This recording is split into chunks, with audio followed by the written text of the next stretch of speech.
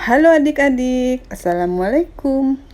Kali ini Kak Ani akan bercerita masa depan tidak instan.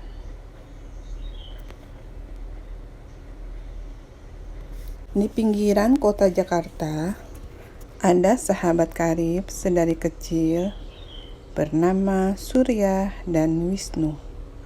Mereka bersahabat dan sudah sangat dekat satu sama lain. Di pinggiran kota Jakarta, ada sahabat karib sedari kecil bernama Surya dan Wisnu. Mereka bersahabat dan sudah sangat dekat satu sama lain. Kedua orang tua mereka sama-sama bekerja sebagai buruh di sebuah pabrik tekstil, sehingga mereka pun tinggal berdekatan, yaitu di sebuah komplek perumahan pekerja yang lokasinya tidak jauh dari pabrik itu. Pada suatu hari, Surya sedang duduk termenung di meja belajarnya. Sekarang aku sudah SMA. Aku harus semakin serius memikirkan masa depanku. Salah satu cara untuk menjadi orang sukses yaitu aku harus sekolah setinggi-tingginya. Tapi dengan penghasilan ayah dan ibu, mereka tidak mungkin mampu menyekolahkanku hingga jenjang perguruan tinggi. Suatu hari nanti, aku harus jadi orang sukses sepertinya. Aku tidak ingin menjadi buruh pabrik seperti ayah dan ibu. Aku harus menjadi orang yang lebih sukses dari mereka. Surya pun menyadari bahwa untuk masuk ke universitas, ia harus bisa membiayai dirinya sendiri tanpa mengandalkan orang tua. Karena itulah, hari demi hari Surya mulai rajin menabung uang sakunya. Apa aku belikan es krim ya? Tidak boleh. Aku harus menabung. Hari ini aku berhasil menabung 20.000. Walau sedikit demi sedikit, tapi aku yakin kalau pasti terkumpul uangnya. Kebalikan dari Surya, Wisnu lebih suka menghabiskan uang sakunya. Ia suka menghabiskan uang untuk jajan dan main game di warnet. Suatu hari saat pulang sekolah, "Sur, kita pulang bareng yuk." "Loh, tumben, kamu tidak main game?" "Hari ini tidak main dulu deh, karena uang jajanku sudah habis, ludes tak tersiksa." Sur, sekali-sekali ikut aku bermain game di warnet yuk, asik loh." "Tidak aku harus berhemat untuk masuk ke universitas." "Hah? Masuk universitas? Dengan menabung uang yang saku yang tidak seberapa jumlahnya itu? Bagaimana bisa?" "Ya, aku tidak tahu, tapi aku coba saja untuk menabung." "Menurutku, kamu terlalu berlebihan deh. Kita ini masih kelas 10 loh. Kalau kamu berhemat sejak sekarang demi masa depan, ya masih 3 tahun lagi. Bisa-bisa kau kehilangan nikmatnya masa-masa SMA sekarang." Tidak apa-apa. Keinginan terbesarku saat ini adalah kuliah. Aku tidak ingin jajan ataupun main game. Menurutku, kau juga harus mulai memikirkan masa depanmu. Ingatlah, orang tua kita hanyalah seorang buruh pabrik. Mereka pasti akan sangat kesusahan membiayai kita kuliah. Bahkan mungkin mereka tidak bisa sama sekali. Karena itulah kita harus menabung juga untuk biaya kuliah kita sendiri nanti. Kan masih bisa cari beasiswa, Sur. Nilaiku juga tidak buruk-buruk amat. Cari beasiswa tidak semudah itu loh. Yang mendaftar beasiswa ada ribuan orang, tapi yang diterima ratusan orang saja. Pesaing kita sangat banyak. Kita tidak bisa mengandalkan nilai kita yang hanya tidak buruk-buruk amat. Maka dari itu, kita harus cari info tentang universitas sejak sekarang. Kita pilih universitas yang tidak buruk kualitasnya, namun biayanya terjangkau. Kita juga bisa mencari uang dengan kerja sambilan untuk mengisi waktu luang sepulang sekolah. Betul juga sih, tapi uang jajan kita sangat kecil, sedangkan biaya kuliah sangat mahal. Mau menabung hingga 3 tahun pun sepertinya tetap tidak akan cukup. Wisnu terus berjalan bersama Surya sambil terdiam seperti sedang berpikir. Malam hari seperti biasanya, Surya belajar dan mengerjakan tugas sekolah. Setelah itu, ia langsung mencari-cari informasi mengenai biaya masuk universitas, mulai dari universitas terkemuka hingga yang ternama. Biaya masuk universitas yang itu 15 juta, sedangkan universitas yang ini 20 juta.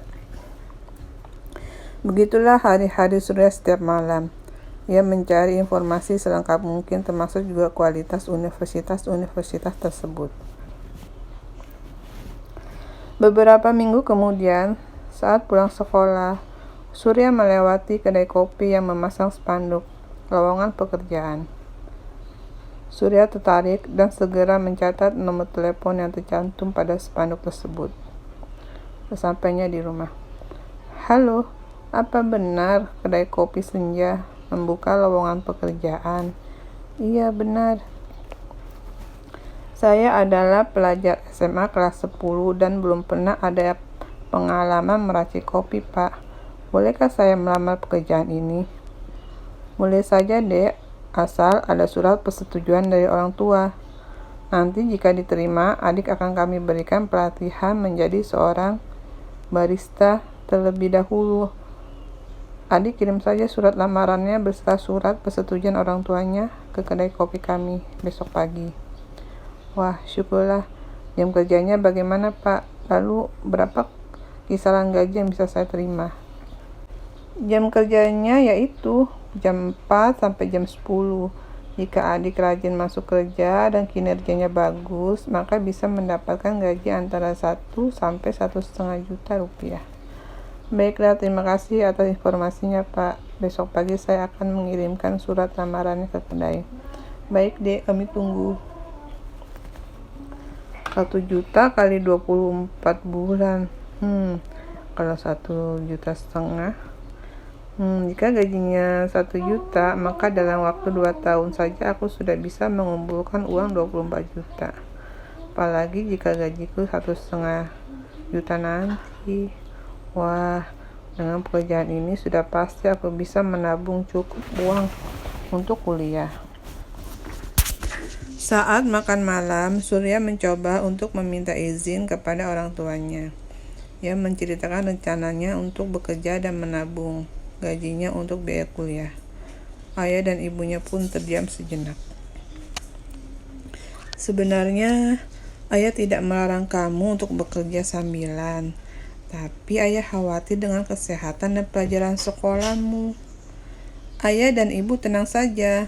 Surya bisa membagi waktu kok. Surya janji akan tetap memprioritaskan sekolah. Surya juga janji akan menyediakan waktu yang cukup untuk istirahat." Baiklah. Ayah dan ibu percaya padamu. Ingat, kamu harus bisa mengatur waktumu baik-baik. Terima kasih, Ayah dan Ibu."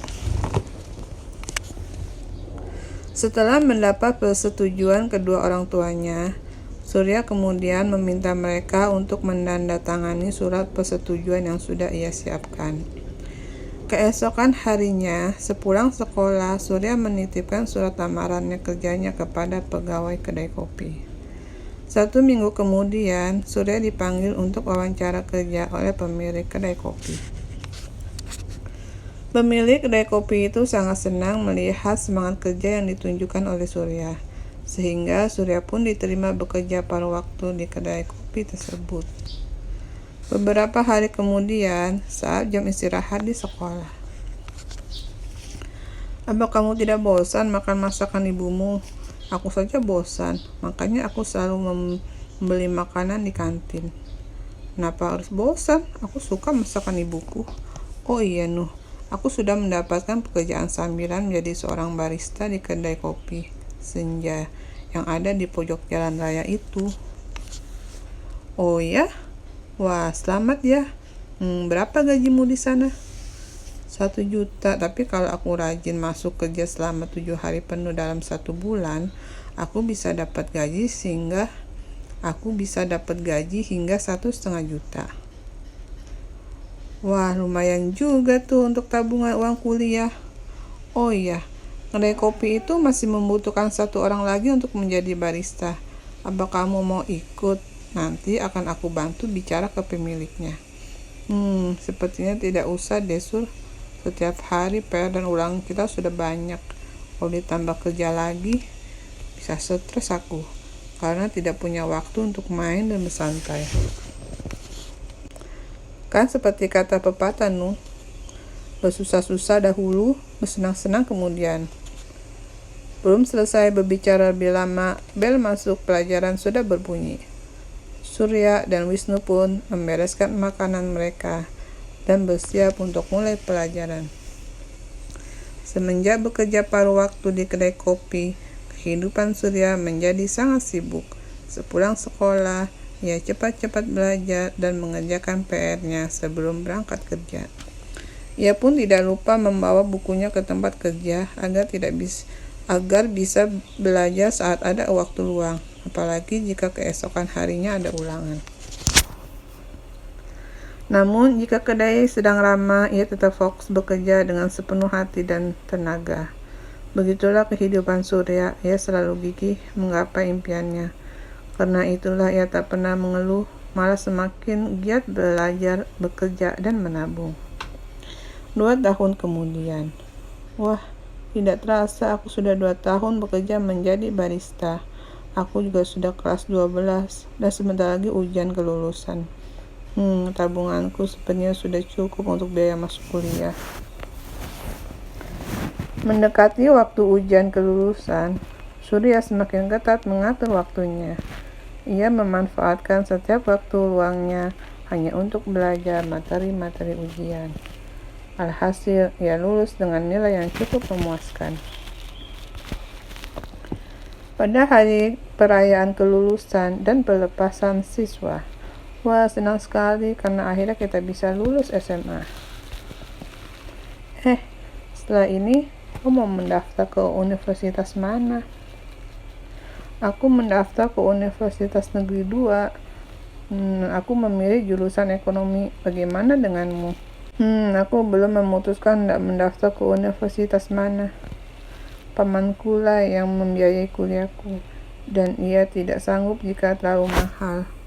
Tapi aku juga ingin masuk Universitas Negeri 2 karena kualitasnya cukup bagus. Apakah biayanya mahal?